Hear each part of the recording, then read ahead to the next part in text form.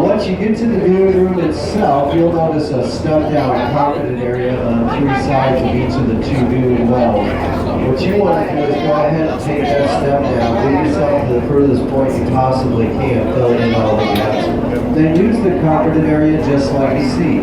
It's just fine to let your feet hang below the viewing glass. There's not a problem at all with that. In fact, that gets you closer to the glass. More importantly, allows folks kneeling on the blue bench seats behind you a great chance to see right over your shoulders. So it just makes it nice and fair for everyone involved in the viewing.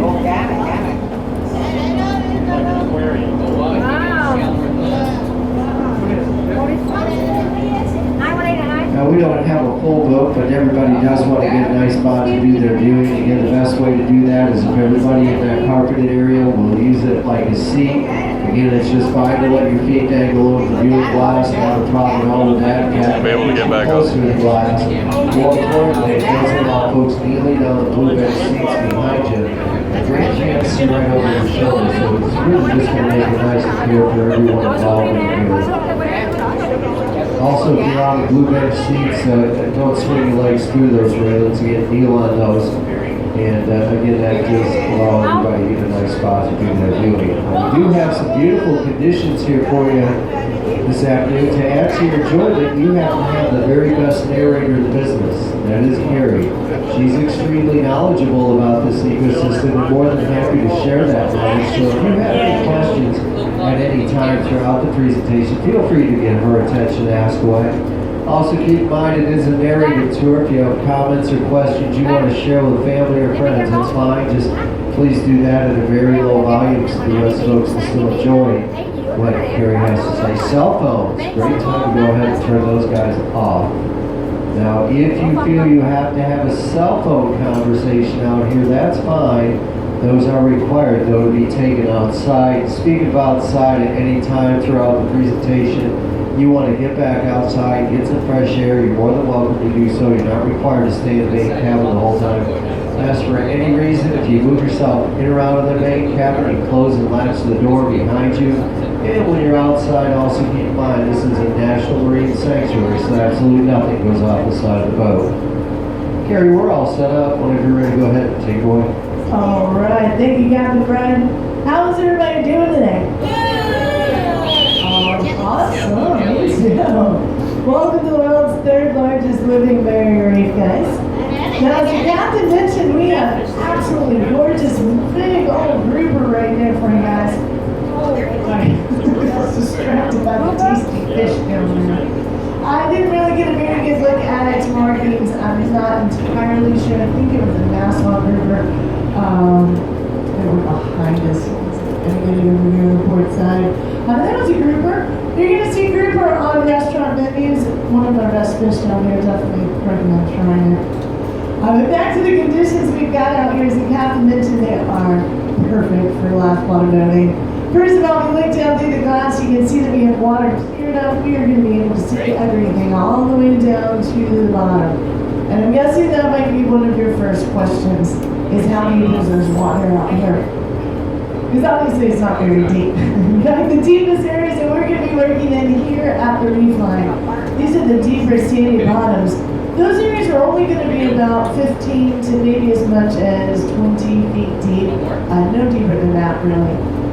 When we float over the coral heads, though, these are these big mountainous structures of coral. These areas are only going to be about 8 to 12 feet of water, so very, very shallow out here. You also want to keep in mind, too, that the bottom of the viewing wells are actually extending another 3.5 feet beneath the surface of the water. So we're going to get a really good view of everything out here today. Another thing that's making our trip so nice today, and a lot nicer than it has been most of the summer, is our sea state. Really the lack of seas out here. Now, anytime you're on a boat, of course, it is going to be in motion, even if you're tied to the dock. But we have very little motion out here, and it is amazing that it can be this calm when you consider just where we are. And today we have brought you guys about 6 miles from Key West. But you have to remember that Key West is just a tiny little island, and it sits about 110 miles from the mainland of Florida. So in all reality right now, you can say we're 116 miles out into the world's second largest body of water. So for us to have conditions like we have out here, water's clear and as shallow as this, first of all, is pretty amazing. That seas is absolutely calm. This is really quite a treat. Not to mention we got the sun out today, no clouds to speak of. Well, we haven't seen a lot of sun lately, so all in all, a perfect day to come out here to your viewing. Chances are on the way out here, some of you guys may have noticed a large steel structure off in the distance. And if you didn't, it is off our starboard right-hand side. Now, it looks like a big triangle sitting out on the horizon. A lot of people think that this structure has something to do with the oil industry, and it does kind of look like it. But you don't have to worry. We're not drilling for oil out here in the Florida Keys, and hopefully we never will. Now, that structure out there is a lighthouse. And it's just that open steel design like that, so that when we do get big storms, when we do get those occasional hurricanes down here, when we do get those big storms, the big winds and waves produced by them, we'll just go right through that structure and not knock it over. Now this particular lighthouse is called the Sand Key Lighthouse, and it gets its name for a pretty simple reason. When it was built on an island or a key made of sand. So it doesn't make sense to call it the Sand Key Lighthouse. Now since it was built, that sand has pretty much been washed away, but it does still retain that name. Now a lighthouse is just like Sand Key, and they're dotted all along our reef line, and they're just out here to warn visitors of this very, very shallow water. Now I mentioned already that we brought you guys about 6 miles from Key West. Our heading was pretty much due south. So if we continued on that same heading for another 84 miles, does anybody know where we ended up? Cuba, that's exactly right. We do not have the time, at least not on this boat, it's kind of slow, to go to Cuba today, nor the permission. So no surprise trips, we are going to take you back to Key West. Instead, though, we brought you to the small section of the world's third largest living barrier reef.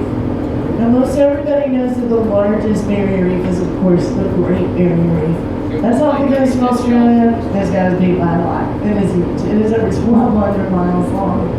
The second largest reef line is off the coast of Belize, down to Central America. It's about twice as long as the one we're at today. A little over that, actually. About 560 miles long. This one is the third largest. It begins just south of Miami, around the Key Biscayne area. And it parallels the Florida Keys all the way out to the Dry Tortugas for a total length of about 238 miles. Now, the small section that we brought you to today is called the Eastern Dry Rocks. And it gets its name because there is an area between us and Sand Key Lighthouse, which is not behind us, where the coral heads grow almost to the surface of water. At any given time, it's really only about a foot, maybe 2 feet deep. And in fact, if you look out behind us towards the Sand Key Lighthouse, there's an area of water where it's kind of brownish. That's where those coral heads are just beneath the surface. Very, very shallow in there.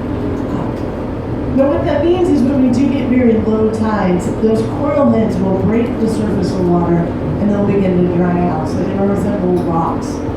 So this is why this area is known as the Dry Rocks. We're on the eastern end of that, so this is the Eastern Dry Rocks. There's actually a Western Dry Rocks on the western side of Sand Key as well. Now, I like to start out like this, not only to give you guys a good idea of where we brought you, but also to give you a good idea about all the things we're going to see out here. All these fish and corals will get their common names. Now, of course, everything out here is going to have a very complicated scientific name, but I don't like to use them. They don't make a whole lot of sense. So I'm going to stick with common names. Just like the Sand Key Lighthouse and Dry Rocks themselves, everything out here is going to get its common name for a simple reason. Either what it looks like, what it's doing, what it can do to you, and in some cases even the sounds that these things make. Of course, we won't be able to touch your hearing even for the last 5 minutes, but you guys will see where that comes up in just a minute. Now, I do have a lot of information to share with you about the corals out here, because these corals, they're a lot more complex than they appear to be. They're also a lot more fun. Because if the corals were out here, none of the fish would be out here. A lot of these fish wouldn't even exist in the Florida Keys and Key West. They wouldn't exist as we know them. I am going to talk about the fish as we see them, but if you guys see anything down there that you want me to identify, especially if you see a much larger fish, or whatever sea creatures like a turtle, a shark, a ray, even a cool piece of coral you just want me to talk about, don't be shy. Make some noise, get my attention. I will be happy to talk about it for you guys.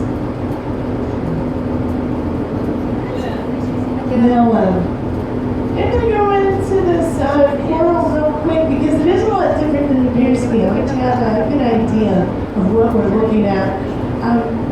This coral reef is made up of two different types of coral. Basically, we have hard coral and soft coral. Now, what we're not seeing out here, and it may surprise some of you guys, are any seed plants. There's no seagrass, there's no seaweed that grows here at this reef line. We do have these things in our ecosystem, and those are typically found actually in the lagoon area. That's the area that we pass over to get to the reef. So anything you see through the glass right now that kind of looks like a plant, it's going to be very flexible. Moving around in the current like a plant would in a breeze, those are all different looking forms of soft coral. Anything you see down there looks more like a rock or a boulder or something more stony like that. Those are all different looking forms of hard coral. And when you're looking at corals of either type, I want you to imagine you're not looking at one living creature. You're actually looking at hundreds, and in some cases even thousands of tiny living marine animals known as coral polyps. They just grow together in really tight communities or colonies to form the structures that we're seeing down there. From the boat, we're not able to see just one coral polyp. These guys are pretty small. Typically, they range in size from about a match head. Maybe as big as like a pinky fingernail, a pencil eraser, but not much bigger than that. If you were to get close to a coral polyp, it actually looks like an upside-down jellyfish. They're barrel-shaped, they're clear and gelatinous, just like jellyfish are, and they have little tentacles. They use their tentacles at nighttime to feed. They actually grab and steam their own food. Coral polyps do have a skeleton. Ours are on the inside of us. Theirs are on the outside of them. It's like a little shell that they sit inside. All those shells connect together to build these larger structures. Now, outside of the skeleton, coral polyps do not have much protection. They're covered in a very thin slime layer. It's a mucus membrane. That's the only thing that keeps the good stuff inside of them and all the bad stuff out. Keeps them from getting sick, basically. Keeps them from getting moldy bacteria or diseases that may be in the water. Keeps them from getting sick. So coral polyps are very small, very, very fragile. The vast majority of the corals we're going to see out here today, we'll get their names for what they look like, especially these soft corals. Oh, we got a little jellyfish swimming through right here. Not a very good one. Probably not the size of it. Yes. Normally they're very round, like a full moon, like a very distinct quarterly pattern on them. And if you look closely, they do have little tentacles hanging down. These guys are called moon jellyfish because they look like a full moon. Moon jellyfish can sting you. Unless you're really allergic to them, it's normally not a problem. I think it feels like a mild sunburn. It goes away within a couple hours. It just kind of fits and feels tight. But seeing jellyfish out here is pretty awesome because sea turtles love to eat jellyfish. They love the stinging and the non-stinging types. So you guys keep your eyes out for sea turtles. We have a huge school of dark blue fish swimming through right here on the starboard side. These guys are only about the size of my hand, maybe a little bit bigger. Very dark, vibrant blue color, beautiful fish. Very, very common here for Florida Keys. Those are called blue tangs. We'll see a lot of these blue tangs, usually solitary fish swimming around. It's cool to see that big school of them now. Blue tangs get very common, but also very famous. If I've ever seen the movie Finding Nemo, Finding Dory, that was Dory that we saw. Dory's very nice in the movies, but she does have the dark side. There's a big old rainbow parrotfish I'll talk about here in just a minute. You guys saw here on the close side. Real quick about Dory. She is nice in the movies, but you can't really trust her. Blue tangs are members of the surgeonfish family. They are called surgeons because they are equipped with spines that are said to be as sharp as scalpels, and they can use those spines to defend themselves. So if you ever meet Dory in person, don't make her mad. They can definitely hurt. You guys on the port side saw that really big rainbow parrotfish. Pretty awesome. It was mostly kind of an emerald green color and had kind of a burnt orange looking head. When they're young, those rainbow parrotfish can have all the colors of the rainbow on them. Parrotfish are definitely some of the more impressive fish that we see out here. Not only are they brightly colored, but they're much larger than the majority of the reef fish that we see. I know a lot of people come out here hoping to see jaws. It's not entirely impossible, but it's probably not very likely. Big fish normally like to eat little fish. You know, we do have a lot of little fish out here, but these guys don't have a lot of little places to hide. So a big fish trying to get a meal at the reef line, not going to be very good one. All those little fish would just hide from it. They swim inside of the coral and be safe from any threat. So for the most part, bigger fish really like to live in deeper water, more open space where they can actually get a good meal. Plus they have more room to move around themselves. Parrotfish, though, are an exception to that rule. Parrotfish can get up to about 4 feet in length, at least those rainbow ones can. And the reason they get so big is because they're not interested in eating other fish. They're what we know as grazers. Most tropical fish are. They're real colorful fish. And what that means is they eat algae. It's a nuisance algae. That's what grows on everything. It grows on rocks. It grows on corals. It'll grow on the bottom of the boat. It'll grow on animals, even that are real slow. Things like manatees and turtles and seahorses get a lot of algae growth on them. So very important we have grazers out here. The parrotfish are called parrotfish because they have a very strong beak-like mouth that they use to scrape the algae off these corals. While they do that, they also scrape off some of the coral itself. That gets ground up in their bodies. It goes through their digestive system and it pops out the other end as sand. That's exactly right. So all this pretty white sand you guys are seeing here at the bottom actually came out of the parrotfish. And a good majority of what we see at our beaches also came out of the parrotfish. So not to ruin your day, but that's where it is. That's how it is. Yep, there's poop. Not only do we have this rainbow parrotfish, you guys keep your eyes out for stoplight parrotfish. Those are one of my favorites. They have when they're young, they have a brown and white checkerboard body and a really bright red belly. Now, as they age, they're going to turn this kind of aqua blue color with 2 yellow dots on their tail. And we also have blue parrotfish, which of course are blue. And midnight parrotfish, which are much darker blue. We've got yellowtail parrotfish, they're gray with a yellow tail. We got a lot. I'll try to pull some for you guys. You do know, you'll be able to know a parrotfish, not only they're brightly colored, they're a little bit chunkier than most of these reef fish, and they also swim with their side fins. Very rare. Most fish will use their tails to propel themselves, but these parrotfish use their side fins. Now, I'm going to go ahead and identify some of this coral for you guys too, so we know what we're looking at. We got a couple more of those moon jellyfish floating around here on the starboard side as well. Soft corals, very easy to identify. We get their names from what they look like. We've got a lot of sea plumes out here. There's maybe brownish ones, almost look like feathers. Maybe the plumage of a large bird, maybe an ostrich. We've got sea fans out here. They're large, broad, flat structures. Wave back and forth just like you fan yourself on these hot, solid core days. We got sea fingers out here. They're about the diameter as an adult's finger. A little bit longer. We got this spongy looking. We have sea whips, very long, skinny like a whip. Sea rods are a little same kind of shape as those sea fingers, can be a little bit stiffer though. We've got a lot of snappers kind of hanging out with us right here on the starboard side. These silver-bodied fish, bright yellow forked tails. These guys are called yellow-tailed snappers. And they are not scared of us. They will actually come right up against the glass sometimes. Yellowtail snappers, very delicious fish. You can see them in all around town. Not yellowtail, maybe more other snappers. We got a lot of snappers down here. They are delicious. But they are called snapper for a reason. So if you do get a chance to go fishing, it's fun. They're going to try to snap at you. They're going to try to bite you. They have very sharp teeth. So don't let them go hold of your finger. They have guns. They don't like them. We definitely try some snapper while you're here. If you see button snapper on the menu, it is my favorite. Definitely. I'm gonna try it. Some of the hard corals we're going to see out here. Hard corals will get their names for what they look like and also kind of how they grow. So encrusting corals are the ones that kind of cover over the tops of these coral heads. They get their crust over the top. We've got a yellow tannish one. You'll see spotted everywhere. That is blushing star coral. It's called star coral because they call it the star shape, so you can't really see that from the boat. We also have things like mustard hill coral. Looks like someone took all the mustard and really just went some of the pile. We got brain coral out here, looks like a brain has all the same grooves and indentations that our brains have. We've got big boulder corals. Like that.